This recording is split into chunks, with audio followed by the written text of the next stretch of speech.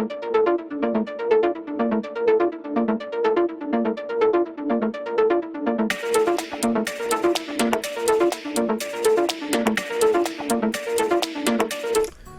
प्रदेश के चुनाव आपको याद होंगे। जब उत्तर प्रदेश के चुनाव शुरू हुए थे तो इस बार प्रचार में मोदी जी खुद उतरे थे। उत्तर प्रदेश के चुनाव प्रचार में उन्होंने कई बार एक बात कही थी जो वाकई लोगों को हैरान कर गई थी। बात यह थी कि मोदी जी ने कहा था कि अगर कब्रिस्तान बनता है तो शमशान भी बनना चाहिए। अगर ईद पर लाइट आती है तो दिवाली पर भी लाइट आनी चाहिए।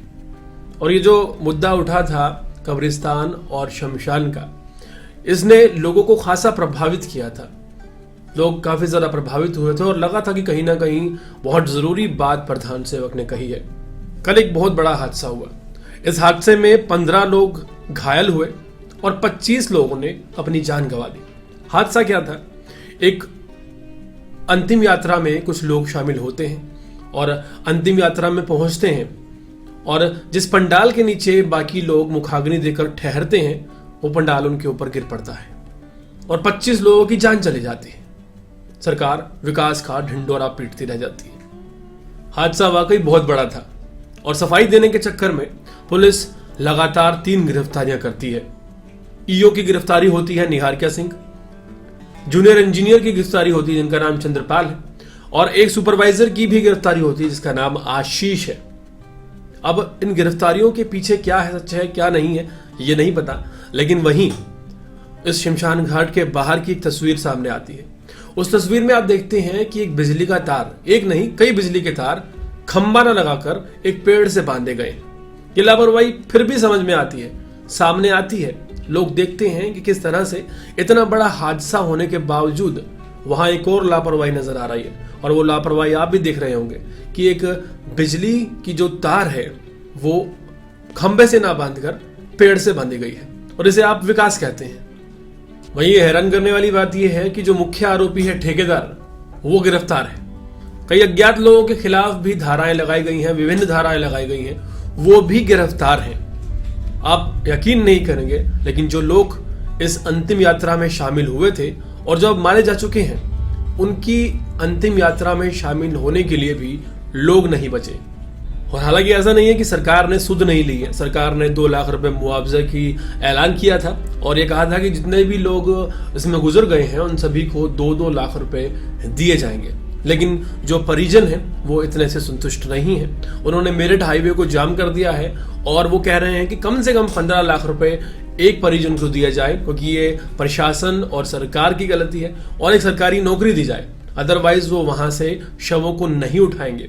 शवों को बीच तिराहे के रख कर जाम लगा दिया गया है। मांगे जायज हैं कि अगर इतनी बड़ी लापरवाही होती है, किसी की जान चली जाती है और 25 लोग एक साथ जाते हैं, तो कम से कम 15 लाख रुपए तो बेयर मिनिमम मुआवजा बनता है। और मुआवजे के अलावा एक नौकरी भी बनती है, क्योंकि उस घर में अब उसको देखने वाला कोई नहीं है। उत्तर प्रदेश की सरकार ने मुआवजे का ऐलान किया और यह दिखा दिया कि हमने अपनी खाना पूर्ति पूरी कर दी है। 3 लोगों का नाम सामने आया। नाम था समीर, शादाब, तनवीर।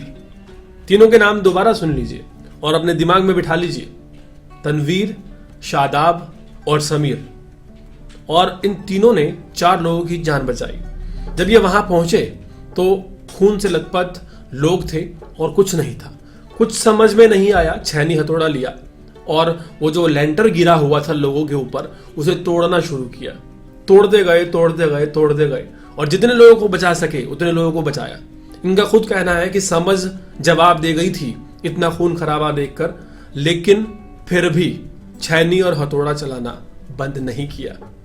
ये वो लोग हैं, उस मजहब के लोग हैं जिन्हें आप टीवी चैनलों पर सुनते हैं कि मजहब की बात क्यों ना की जाए, आतंक का मजहब क्यों ना पूछा जाए। अब इनका मजहब पूछिए आप, क्या मजहब है इनका?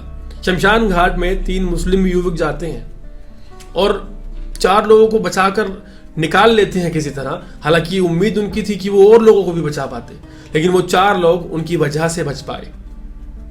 अब मीडिया चैनल्स, कुछ बड़े मीडिया चैनल्स क्यों नहीं दिखाते हैं ये चीज?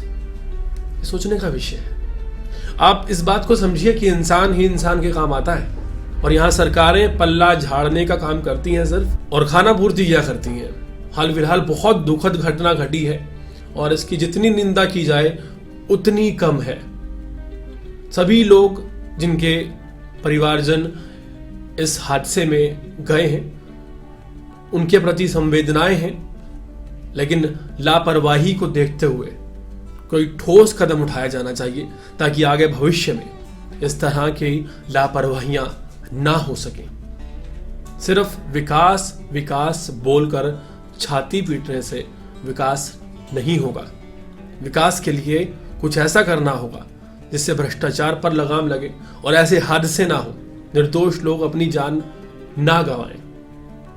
कितने सहमत हैं आप सरकार से और कितने सहमत हैं आप हमारी बात से, हमें कमेंट सेक्शन में जरूर बताएं। और इसी तरह की ताज़ा अपडेट से जुड़े रहने के लिए हमारे चैनल को सब्सक्राइब करें ताकि आप तक पहुंचते रहें सभी लेटेस्ट अपडेट।